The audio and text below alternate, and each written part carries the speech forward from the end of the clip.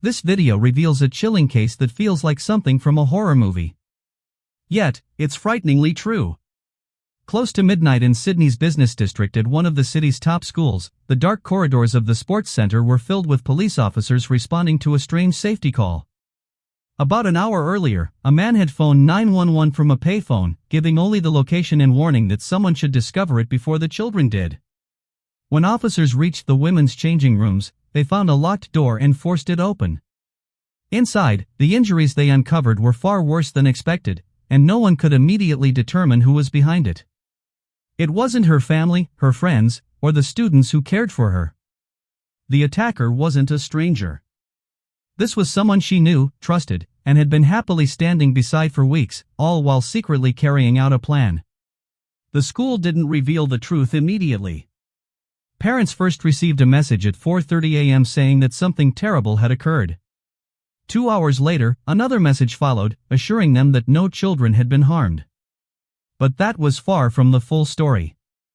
A massive police investigation quickly focused on St. Andrew's Cathedral School, a 140-year-old private institution in the heart of Sydney.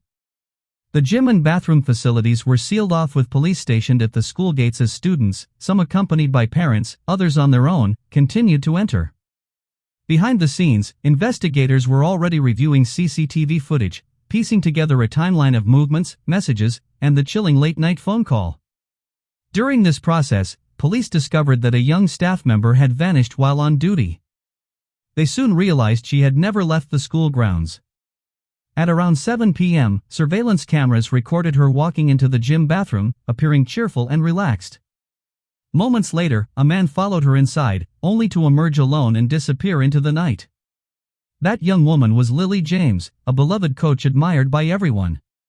Lily was driven, approachable, and full of life. She studied sports business at the University of Technology in Sydney and spent her evenings coaching swimming and water polo at St. Andrew's.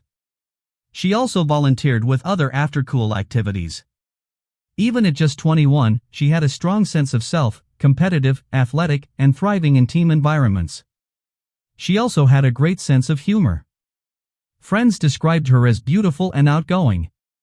The students she coached adored her. Colleagues respected her. And to her family, she was everything. Lily grew up in a seaside suburb south of Sydney, sharing a close bond with her parents, Jaime and Peter, and her younger brother. In high school, Lily was active in both dance and swimming, and her teenage years were the kind many could only wish for. But her beauty wasn't just skin deep. She was dependable, compassionate, and generous. She was looking forward to a weekend getaway and had plans lined up. People relied on her, and she wasn't the kind of person to vanish without telling anyone. That's why alarm bells went off for her parents when she didn't respond to messages that night or return home. Around 10 p.m., her father texted to ask if she needed a ride. Not long after, he received a strange reply from her phone. "Don't call or ask why. Come to school, please." The words didn't sound like her. And when he tried calling, no one picked up. Whoever was using her phone clearly knew what they were doing. That's because it was someone who worked alongside her. Both were young, athletic, and well-liked by the students. Lily coached swimming and water polo, while he taught hockey and cricket, often in the afternoons and evenings when after-school activities were busy. His name was Paul, and everyone described him as cheerful, dependable, and great with kids. One of the school's best coaches. By September, he and Lily had started spending more time together. At first, it seemed purely friendly, but soon their colleagues noticed how well they clicked. They laughed together and shared jokes easily. They shared a playful competitiveness, which made their time together enjoyable. Lily wasn't the type to rush into relationships, so the fact that she started seeing someone new showed how much she trusted him. Paul seemed like a great match, successful at his job, athletic, kind, and familiar with the school environment. Her family had already heard about him. They knew Lily was seeing a nice guy named Paul from work, though they hadn't met him yet. Lily, however, appeared genuinely happy, the kind of happiness where you start saying we instead of I. In moments like that, people often lower their guard. Paul would walk her to her car after practices, and his texts came across as sweet and caring. He would wish her good luck before games, and when the relationship ended just 5 weeks later, no one thought much of it. Short relationships happen, and Lily didn't treat the breakup like it was dramatic or messy. She wasn't avoiding him or trying to escape. In her mind, they were still on good terms. They kept texting and continued working together at the school, which made the situation seem normal. That's why Lily never raised any concerns. If you had asked people at St. Andrews who Paul Tyson was, most would have described him as intelligent, articulate, and well-liked. Paul had once been a student at the school and later returned in his early 20s to work as a coach and activity supervisor. The transition was seamless since he already knew the staff, the routines, and how everything operated. He carried himself with confidence and appeared steady and dependable. The school often turned to him for support in organizing activities beyond regular classes. He also projected a sense of reliability. To his friends, he said he was pursuing a master's degree in teaching and was focused on building a future in Australia. He rarely drank, seldom went out, and didn't really date. One of his roommates even described him as so structured in his habits that he came across as almost dull. When Paul began dating Lily, it seemed like an ideal match. She was outgoing and ambitious, while he appeared calm and mature. On the surface, it looked perfect, but that was only the version of himself Paul allowed others to see. Beneath it, he hid darker tendencies that would eventually surface. At first, there were no raised voices or threats. Instead, it started with subtle questions. Where are you? Who are you with? When will you be home? In the beginning, it could almost pass as concern, affection, or protective love. He would say things like, "I miss you already," or "I just want to make sure you're safe." But Lily wasn't naive. She was confident, capable, and independent. And she wasn't someone who needed controlling. When you like someone and believe they're a good person, it's easy to overlook small red flags, especially if they apologize or cover them up with charm.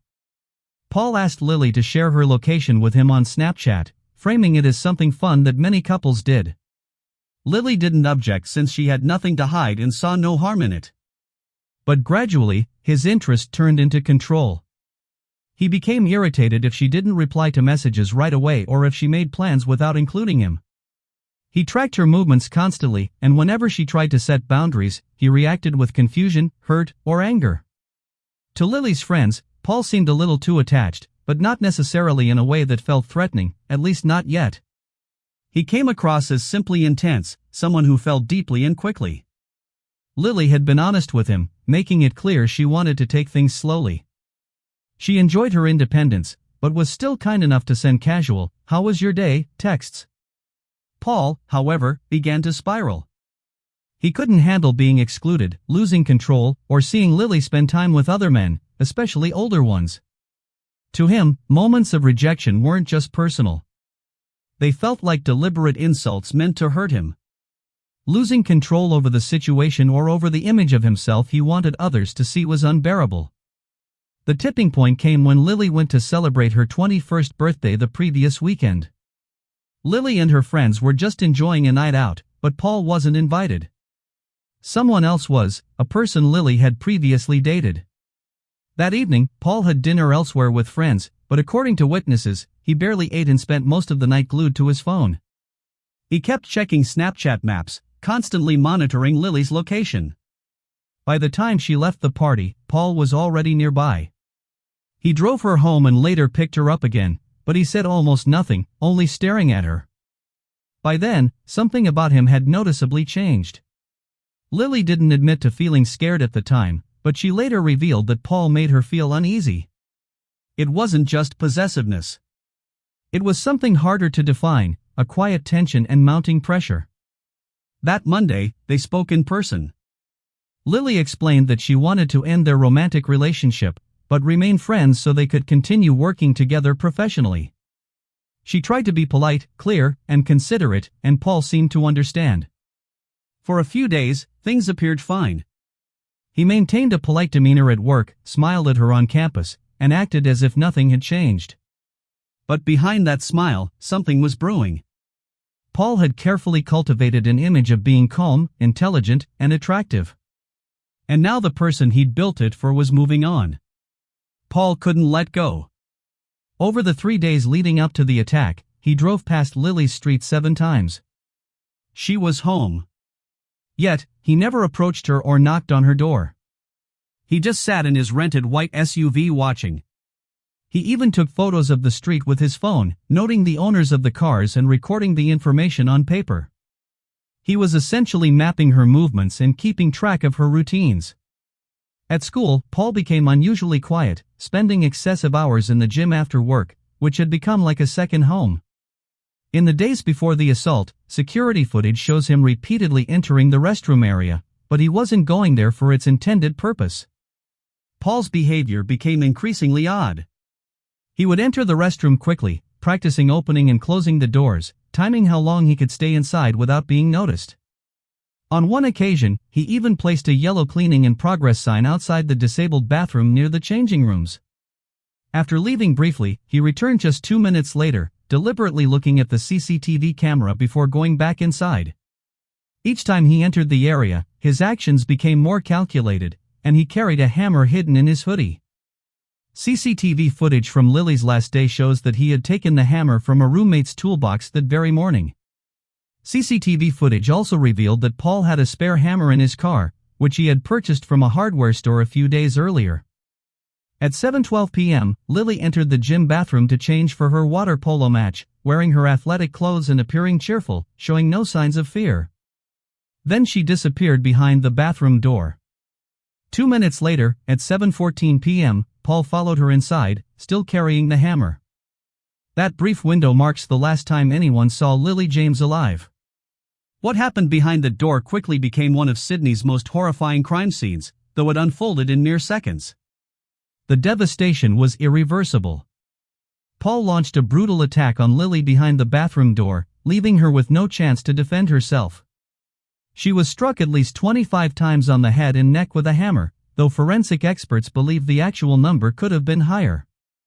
The injuries were extremely severe. Several bones were completely broken and cuts on her arms and hands showed she had tried to shield herself. She attempted to fight back, but there were no signs of sexual assault. The attack was entirely about punishment and control.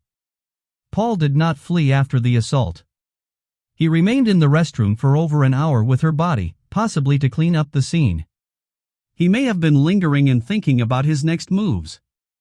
At 8:47 p.m., Paul finally exited the bathroom, walked to his rented SUV, and drove across the city to Diamond Bay Reserve, a secluded cliffside location known for its scenic views. Along the way, he discarded one of the hammers in a trash bin.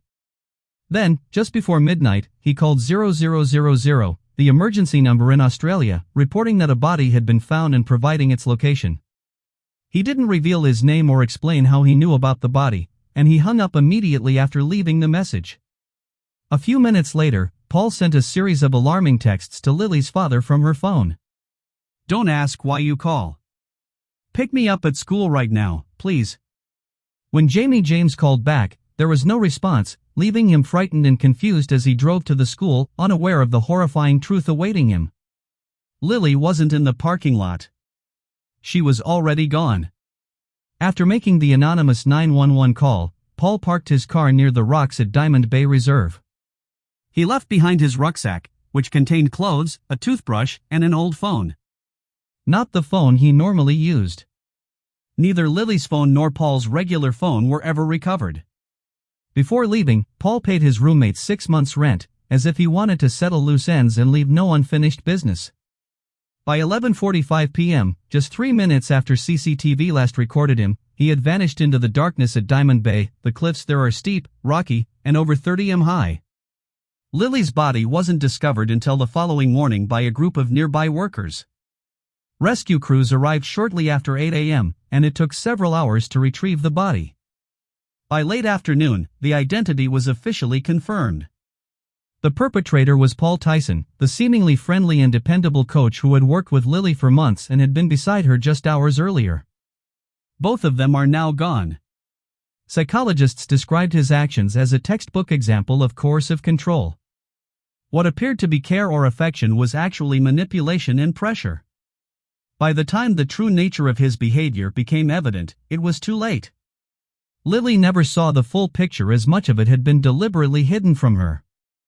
If you found this case fascinating, don't forget to like the video and subscribe to the channel. We post crime case videos every night. Until next time, stay sharp, stay vigilant.